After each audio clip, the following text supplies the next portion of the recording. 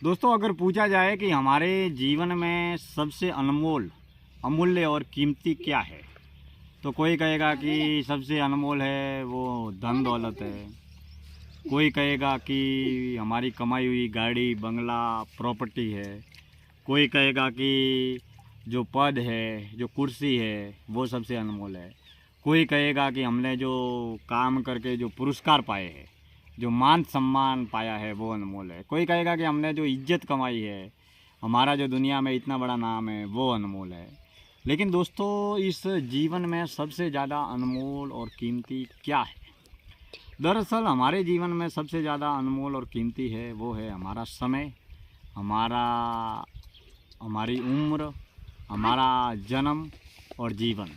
अर्थात हमारे जीवन और समय को लेकर इस धरती पर न तो कोई अनमोल है, न कीमती है।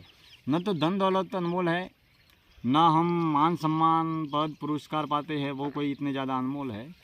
सबसे ज़्यादा अनमोल है वो है हमारी उम्र, हमारा समय, हमारा जीवन। जो जीवन में चला जाता है, इसके बाद भी वापस दोबारा किसी भी कीमत पर वापस लौट कर नहीं आता।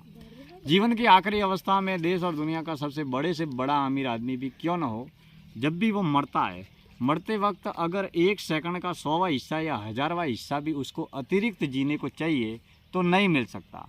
तो मित्रों, हमारे जीवन में हर क्षण जो भी जितना भी समय मिल रहा है वो सबसे ज़्यादा अनमोल है। जो जिस जीवन को जी रहे हैं वह सबसे ज़्यादा अनमोल है। अमीरी, प्रसिद्धि, मान सम्मान, पद पुरस्कार, ये सब हमारे जीवन की यात्रा में पड़ाव मात्र है। सुखी होना, सफल होना, समृद्ध होना, नाम कमाना, ये सब हमारी यात्रा में आते जाते रहते हैं।